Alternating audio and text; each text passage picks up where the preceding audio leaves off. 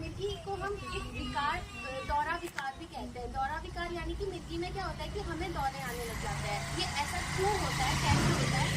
ऐसा इसलिए होता है कि जो हमारा दिमाग है, यहाँ जब हम कोई भी काम कर रहे हैं तो क्या होता है कि हल्की हल्की सी विद्युत धाराएं उत्पन्न होती है और वो क्या करती है हमारे शरीर में, शरीर को कहती है कि ये काम करो। बट मिर्गी में क्या होता है कि दिमाग में जो विद्युत धारा है वो बहुत ज़्यादा उत्पन्न होने लग जाती है, जिससे कि वो हमारे हाथ पाँव में ऐसे सिग्नल्स भेजती है, जिससे कि क्या होता है कि हमें अचानक से अकड़न सी महसूस होने लग जाएगी, या फिर हमें दौरे आने लग जाएंगे, हम बेहोश हो जाएंगे। ये सारी चीज़ें हम अपना वो खो देते हैं, कॉन्शियसनेस खो देते हैं, मतलब कि बेहोश हो जाते हैं। ऐसा हो जाता है हमारे साथ। तो मिर्गी के बहुत सारे वो भी है कि लोगों को लगता है कि मिर्गी फैलती है एक दूसरे से, लेकिन ऐसा बिल्कुल नहीं है। मिर्गी सिर्फ एक दिमाग की बीमारी है, जो अगर किसी इंसान को है तो उसको छूने से हमें नहीं फैलेगी, उसके साथ रहने से हमें नहीं फैलेगी। अब देखते हैं कि मिर्गी के क्या कारण होते हैं, किन कारणों से हमें मिर्गी हो सकती है। सबसे पहला कारण होता है अनुवांशिक कारण। अनुवांशिक कारण यानी कि अगर हमारे माता पिता को यह बीमारी है तो इस बीमारी से क्या होगा कि वो हमें भी फैल सकती है। ऐसा नहीं है कि क्या कहते हैं किसी और को है तो वो हमें हो जाएगी, नहीं। अगर हमारे माता पिता को है, हमारी पीढ़ी दर पीढ़ी वो चला आ रहा है मिर्गी की बीमारी, तो यह हमें हो सकती है। दूसरा कारण होता है हमारा मस्तिष्क आघात। मस्तिष्क आघात यानी कि अगर हमें कभी चोट लग गई, हम गिर गए, सर पे चोट लग गई, तो उस वजह से भी क्या हो सकता है कि मिर्गी की बीमारी उत्पन्न हो सकती है। फिर आता है स्वप्रतिरक्षी रोग, यानी कि जब जो हमारे शरीर की एक इम्यून सिस्टम होती है, रोग प्रतिरोधक क्षमता, यही अगर हमारे शरीर को नष्ट करने लग जाए तो उसकी वजह से भी क्या होता है कि हमें मिर्गी आ सकता है। फिर होता है प्रसवोत्तर कारण। प्रसवोत्तर कारण यानी कि अगर जब महिलाएं प्रेग्नेंट होती है, गर्भवती होती है, उस टाइम पे अगर महिला अपने बच्चे का जब गर्भावस्था में अपना ध्यान अच्छे से ना रखे, अपना ध्यान अच्छे से ना रखे, तो क्या हो सकता है उस कारण से भी उसके बच्चे में मिर्गी रोग उत्पन्न हो सकता है। फिर होता है हमारा आघात कारण। आघात कारण यानी कि हमें पता ही नहीं है कि वो क्यों हो रहा है, क्योंकि बहुत सारे जगह ऐसा होता है कि हमें पता ही नहीं है कि ये मिर्गी का दौरा क्यों पड़ रहा है। फिर होता है उपजयी और संक्रमण। संक्रमण यानी कि कोई विषाणु हमारे शरीर में आ गया और उसकी वजह से क्या हो रहा है, हमें मिर्गी उत्पन्न हो रही है। ये तो थे हमारे कारण कि किन कारणों से मिर्गी उत्पन्न होती है। अब हम देखेंगे कि क्या क्या लक्षण होते हैं।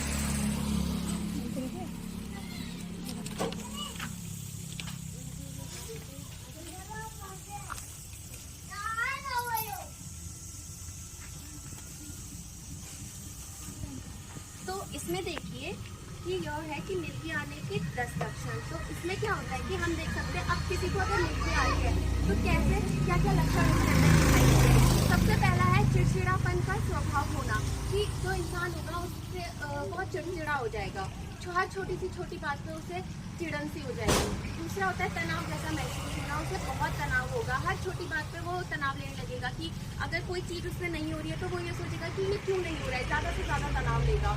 शारीरिक थकान का अभ्यास होना, कि हमेशा उसे थकान की महसूस होगी। फिर आता है दौरे पड़ने पर शरीर का संतुलन खो जाना। जैसे ही दौरा पड़ने लगेगा तो वो क्या करेगा, उसके शरीर का संतुलन खो जाएगा, वो नीचे गिर जाएगा। ये सारी चीजें होती है। और फिर होता है अचानक चक्कर खाके जमीन पर गिर जाना। अचानक चक्कर खाकर जमीन पर गिर जाना, उसे चक्कर आएगा, वो नीचे गिर जाएगा। कमजोरी होना, वही की कमजोर हो जाएगा। मांसपेशियों में खिंचाव होना, उसके मांसपेशियों में खिंचाव होगा तो जिसकी वजह से उसके हाथ पाँव में बहुत सारा दर्द होगा।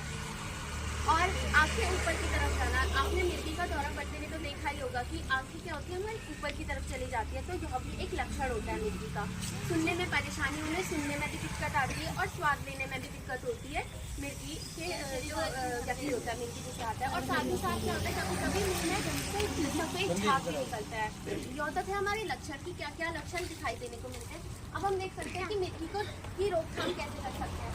तो मिर्गी की रोकथाम के लिए सबसे पहले तो हमें क्या करना है, इंसान को सर की चोट से बचना, कि अगर कोई भी गिरे तो ऐसा जो जिसे मिर्गी आ रही है तो ऐसा करना है कि हमें उसके सर पे चोट ना लगे, ज़्यादा चोट ना लगे, ताकि वो जो मिर्गी है वो ज़्यादा बढ़े ना। दूसरा हो सकता है उचित दवाइयाँ। यह क्या होता है कि हम अगर हमें आप सभी में से किसी को, अगर आपके आसपास किसी को मिर्गी का दौरा पड़ता है तो आपको क्या करना है, जल्द से जल्द ट्रीटमेंट लेनी है, डॉक्टरों के पास जाना है और उन्हें कहना है कि उन्हें कहना, डॉक्टरों से के पास जाके उन्हें बताना है, वो आपको दवाई देंगी और दवाई देने के बाद ही आप क्या कह सकते हैं, दवाई देने के बाद आप उन दवाइयों का सेवन कीजिए और तभी आप सही होंगे। देखभाल यानी कि जब आप गर्भवती होती है तो आपको अपना ध्यान रखना है ताकि आपका बच्चा भी आगे चल के स्वस्थ हो और उसे यह बीमारी ना हो सके।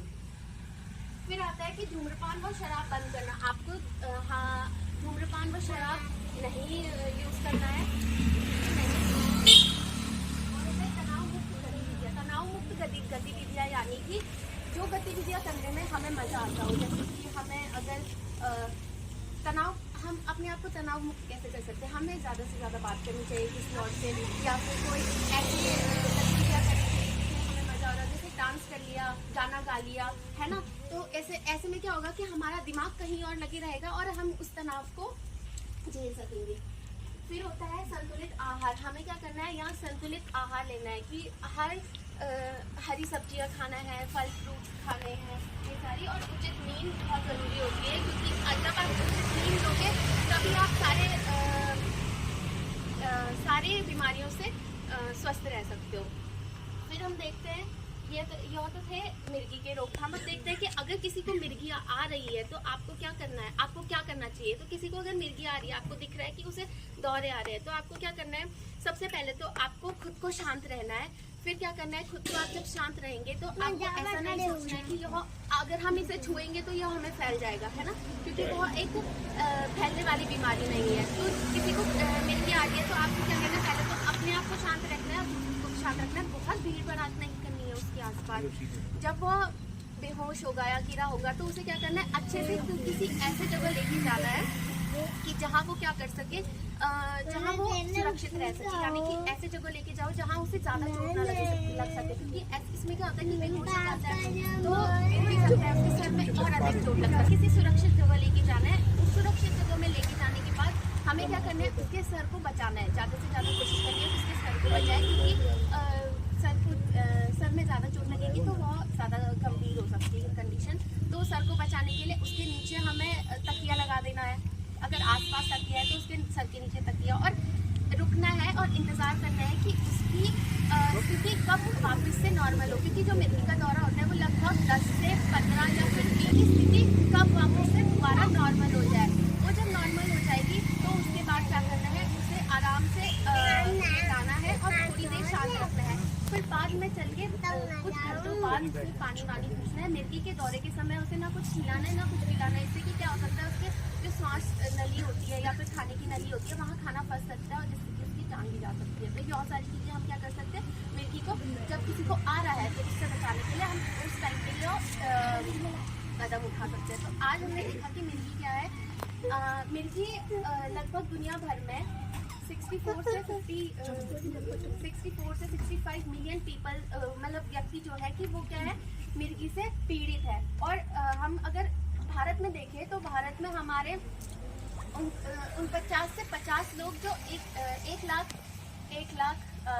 लोगों में से 49 से 50 लोग पीड़ित हैं हमारे भारत में। तो मिर्गी क्या होती है, यह एक दिमाग की बीमारी होती है जो कि हमारे क्या कहते हैं, जो कुछ धाराएं उत्पन्न होती है ना हमारे शरीर में, जो कि हमें कुछ भी काम करने के लिए कह रही है, तो वो क्या होता है कि वो बहुत ज़्यादा ही उत्पन्न होने लग जाती है, जिससे कि क्या होता है कि व्यक्ति समझ नहीं पा रहा होता क्या हो रहा है उसे, और उसकी वजह से उसे दौरा पड़ता है। तो यह था मिर्गी, और उसके हमने कारण देखी, अनुवंशिक होती है कि पीढ़ी दर पीढ़ी अगर किसी के माँ बाप को है तो वहाँ से आ सकता है, या फिर हम देखें संक्रमण की वजह से हो सकता है, यह सारे उसके कारण थे। फिर हमने देखा लक्षण में कि व्यक्ति जो है वो गिर सकता है, अपने आप गिर जाएगा, संतुलन खो बैठता है वो, और बहुत चिड़चिड़ापन होने लग जाता है उससे, यह थे उसके लक्षण। फिर हमने देखा रोकथाम के लिए आपको जल्द से जल्द सबसे पहले तो हॉस्पिटल जाना है, दिखाना है, और फिर क्या कहते हैं, देखना है कि संतुलित आहार लेना है, सर की चोट से बचना है,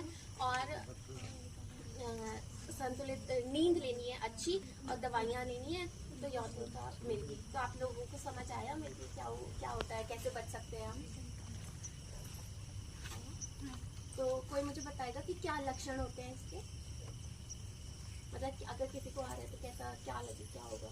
बता दो। जाओ बताओ बता सकते हैं। जाओ आता है तुम्हें, जाओ।